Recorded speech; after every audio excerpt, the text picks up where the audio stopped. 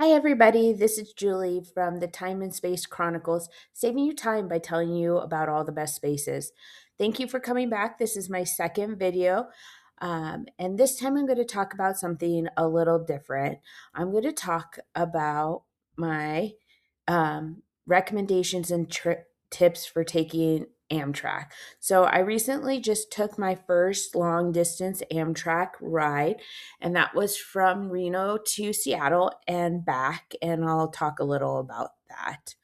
So the plan was in May of 2026 to go from Reno to Sacramento via coach, have a layover in Sacramento. The layover was supposed to be approximately 8 hours, and then go from Sacramento to Seattle in a bedroom. And I'll describe about the different types of rooms and then come back.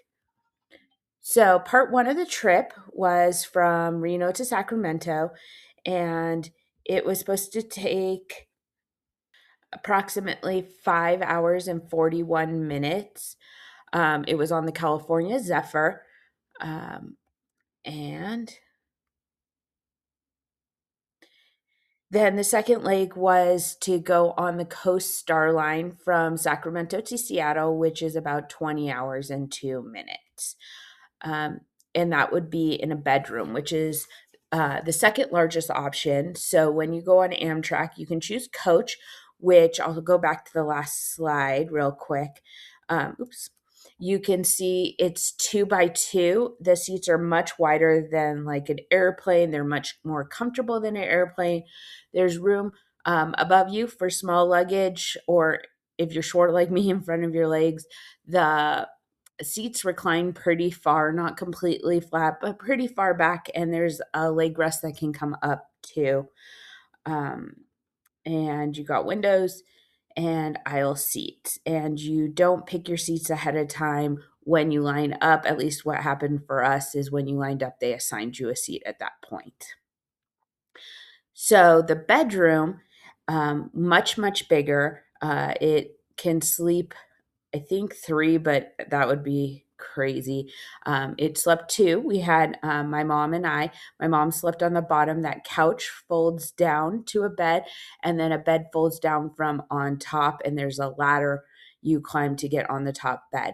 It is very small up there. There's like a seatbelt net that's supposed to keep you from falling. I didn't really trust it, so I didn't sleep great.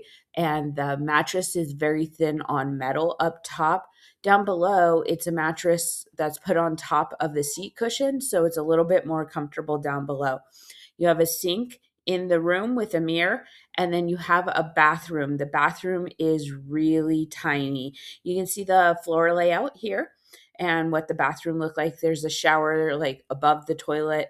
You take the toilet paper out or cover it, and you can shower. We didn't shower on there because I was a little concerned about falling. It said hold on to the rail, the bar while you showered. So the other room type is a roomette, which is between a coach and this bedroom. The roomette is just two chairs, and then the chairs fold together to be a bed, and a bed folds down from the top. There's no bathroom in your room. You have to go down the hall to the bathroom, at least on the West Coast trains. The East Coast trains are a little bit different, but that's the layout on the West Coast trains. We didn't do that. It's quite a bit more affordable because my mom really wanted to have her own bathroom. Um, so, so that was the plan. Then, oops, there is a dining room and an observation car on all of the trains that you can use. I'll talk more about them a little bit later. If you book a roomette, one bedroom, or there's a family room that's in the back of the train that sleeps more people. I didn't get to see that. It doesn't have a bathroom, but it does, like, if you had kids, it would be a good option for you. Um, if you book any of the rooms, not the coach, then breakfast, lunch, and dinner is included in the fare. So when you look at the fare, it's more than coach, but know that that includes 3 meals a day, which are quite big meals. And in coach, sometimes you can buy a meal on the dining car, or sometimes you just have to go to the snack car. So um, bear that in mind when making your decisions. So, my first tip is to check if your train is running on time. And you can check on the Amtrak app or on the Amtrak website.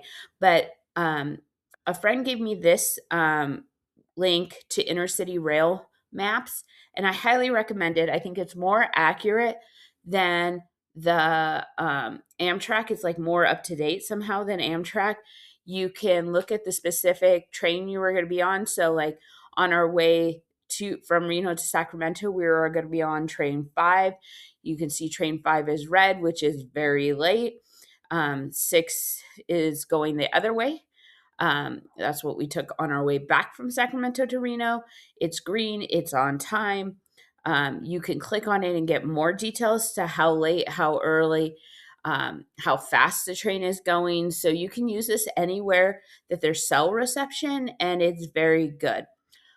I recommend this because our train from Reno to Sacramento was running over 12 hours late. They offered to provide us a bus ride from Reno to Sacramento, since they were worried we would make our connection, since that only had an 8-hour layover. We opted not to do that and got a refund for that portion of the trip. And my husband drove us, since it's only a 2-hour drive from Reno to Sacramento. And then that let us do a few things in Sacramento before we hopped on the train.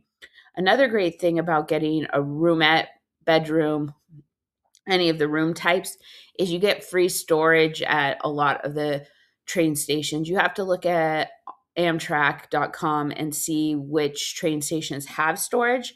But in Sacramento, we were able to store our bags for free, which was very nice for our layovers, so that we could go and do activities without suitcases.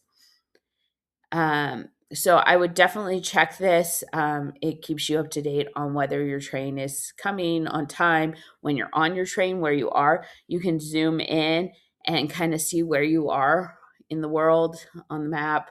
It's kind of fun. All right. Tip 2 is to pack a bag with only what you need in it. Leave everything else in your bigger luggage. So you can take quite a bit of luggage on Amtrak. They have that posted on their website on what you're allowed to. Just because you can bring that much doesn't mean you might want to. So we boarded our train in Sacramento, the first train we got on, at midnight. And we both had a larger suitcase, um, still within their carry-on size, but larger, and then a backpack each. My mom was worried about safety of the luggage, even though it really only had clothes in it, and so we brought it all up into our room. It was so challenging to carry 2 large suitcases and the backpacks up the tiny stairwell. And then when we got to our room, the beds were already made up. They make up the beds after dinner time. So if you get on the train after that time, you're going to get into your room and it's going to be already in the bed format. And so it was hard to squeeze the bags in there. It was just very challenging. And then it took up a lot of the very little space we had. So I would recommend that you leave your larger suitcase down right by the doors. There's spots to keep your luggage on the train. And then just take what you need, your change of clothes, whatever, cosmetics, deodorant, toothbrush, that kind of thing you need for in your room, and anything that you're going to use to keep yourself entertained, cards or dice games or whatever you are planning on doing, or book. But don't bring a ton of things up into your room, is my number 2 tip. My number 3 tip is dining on the train. So, like I said, if you get a room at or a bedroom or a family room, breakfast, lunch, and dinner are included. Every train we got on seemed to run this a little different. Some came and got your reservations pretty early for all the meals, and then only had limited spots. Some just said, come to the dining car when you want to eat. It was kind of run different on each train by each crew. Um, the menu was really good. People were raving about the food. I thought the food was okay. I didn't think it was like amazing, but it was good for train food. Um, I got an omelet uh, with veggies and potatoes for breakfast, and my mom got a breakfast quesadilla. And then for lunch, the first day we were on the train, um, I got the patty melt, and my mom got a grilled cheese sandwich. I thought the patty melt was a little dry, but it's interesting because my mom got a burger for dinner one of the other days, and she said that the burger was really juicy. So maybe I just got it on a bad day. She enjoyed her grilled cheese. For dinner, I had salmon. She had the pasta. The salmon is great. The pasta, she said, somehow was a little under and overcooked, which is confusing, but I didn't try the pasta.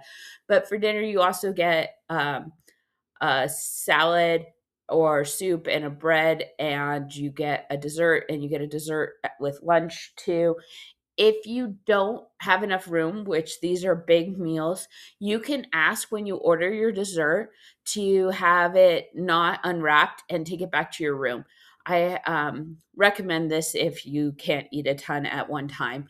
Um, you also get drinks with breakfast, lunch, and dinner. And with dinner, you can get alcoholic drinks, wine, beer, or a cocktail.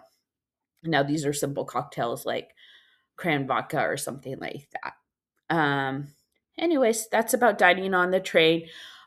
We didn't try the cafe car, the little like snack bar. Um, I can't tell you how that was, but they did make a lot of announcements on the train about it.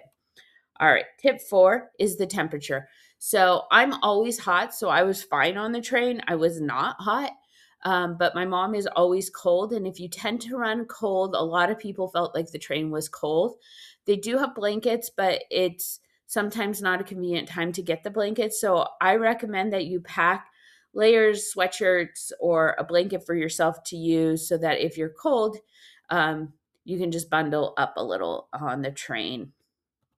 Tip 5 is to visit the observation car. We did not do this on our way from Sacramento to Seattle, but we did on our way back. And you think, oh, I have a room, I have a window, it's a good view. The windows are so much bigger in the observation car, and it's just so much lighter because the windows go all the way up into the roof. It's a different view, but it is beautiful and it gets you moving a little. Don't sit in one spot the whole time. That's not great for you. So I recommend you visit the observation car. So those are my tips and tricks for riding Amtrak. If you have any questions, put them in the chat. And always, if you want help on travel, I'm a certified travel advisor. Reach out to me. I'd be happy to help you plan any trip you might have. Please comment below if you've been on Amtrak and if you agree with these tips or have any other nice tips of your own. Thank you.